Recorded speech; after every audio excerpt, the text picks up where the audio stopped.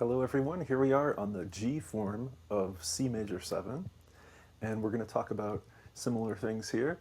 One thing I wanted to point out is that as you're learning these forms, you should be learning them from a lot of different sort of angles at once, but one of the simple things is just to know the shape itself on the fretboard and to be able to move it. And later in the course, we're going to develop that by transposing all of these into different keys. But for now, I just want you to be really aware of where the roots are on each of these forms. Now, the roots are marked in the fretboard diagrams with a 1, and it's the only white enclosed note.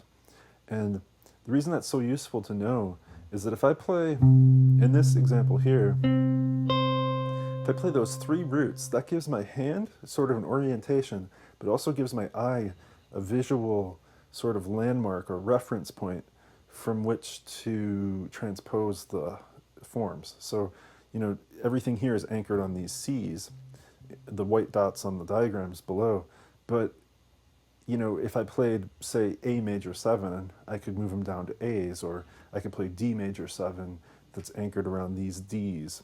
And so you'll see that by learning just these 5 forms, you've really learned many forms, or really all of the forms, because you can transpose them into other keys, which is what we're going to develop throughout this course, but I want you to sort of be aware of that as you're going.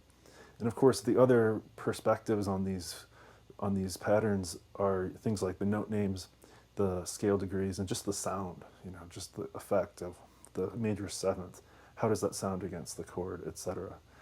So that's a little bit of an aside, but I wanted to point that out. I don't want to take too many things for granted, you know? So now this form is the G form of C major 7. And what we mean is that if we took a G chord in open position and we lowered this note 1 fret to become the leading tone or the 7th note of the scale, we would have this chord, G major 7. A lot of people play this chord without the 5th string, and they use their 3rd finger to just sort of mute the 5th because it's hard to play. But this is a G major 7 in open position. Now, if I refinger that like this, 4, 3, kind of a good finger exercise here. And now I have my first finger free to create sort of a capo. I bring these notes all the way up so that I'm on my root C on the 8th fret of the 6th string, and then I bar. Now I've got a C major 7 chord. And actually, if you notice there, I actually played this note D in there. Sounds beautiful, but it's not really part of the chord. That would make it like a sus2 chord.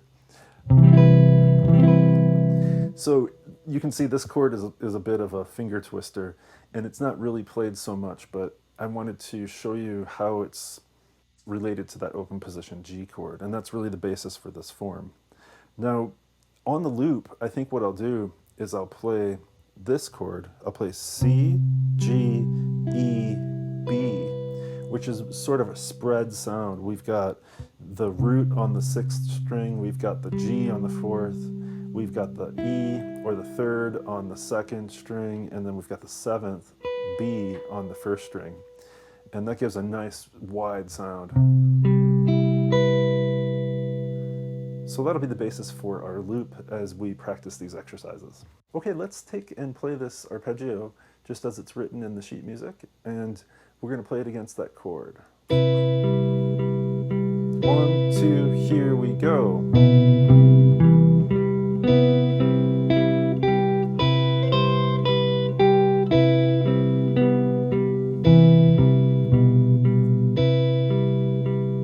One more time. 1, 2, here we go.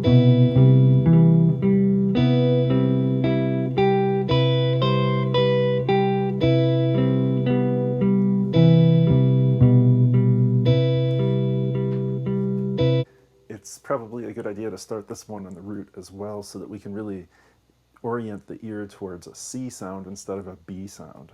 So I'm going to go ahead and play C, B, C, E, G, B, C, E, B, etc., sort of returning to the root.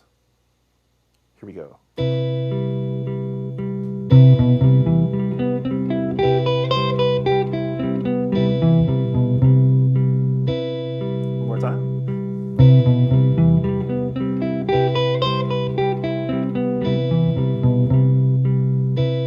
So this one can be a little tricky for fingering. I'll show you a few different options. What I like to do if I'm playing just a strict arpeggio, I'll play 3, 4, 3, 2. Now I'm in fourth position. Then maybe 1, 2, 1, 4. Or sometimes I'll do 3, 4, 3, 2, 1, 1, 1. And I'm playing sort of a half bar like that. So that's something to explore. 2, 3, 4, 3. But really when I improvise, I'll be doing all sorts of fingerings depending on where I'm going and coming from. Okay, let's hear a little improvisation within this form. I'm going to linger on some of the tones and I'll call out the note names or the scale degrees so that you can really hear the effect of them against the harmony. Here we go.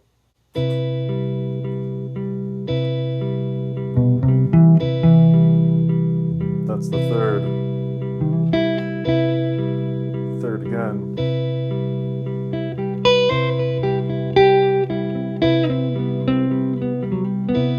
Seventh. Seventh. Roots.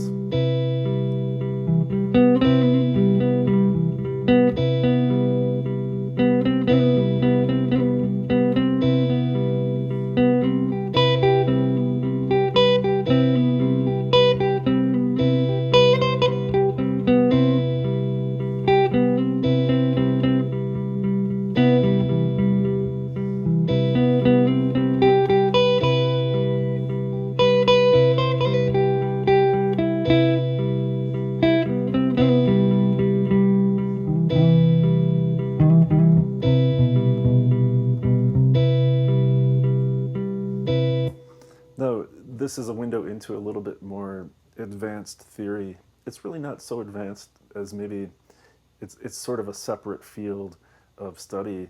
But when I play E, G, B, the third, the fifth, and the seventh of the C major 7 chord, from another viewpoint, that's really just an E minor arpeggio.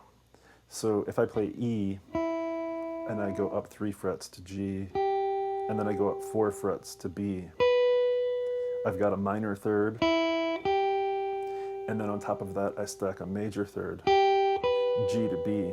That's the construction for a minor triad.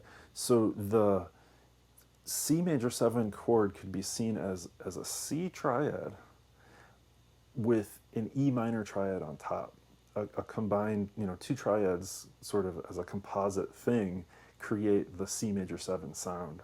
And so it kind of occurred to me as I played E, G, B, right? That is an E minor triad, but because we have C on the bottom, if we see it from the C root, these notes are the third, the fifth, and the seventh. So here's C major, here's E minor. And together, we've got a C major 7 arpeggio. Again, this is maybe a little bit out of the purview of this course, but something to think about, looking for forms that you may already know within the 7th chord structures can be really powerful. Let's move on to the E form.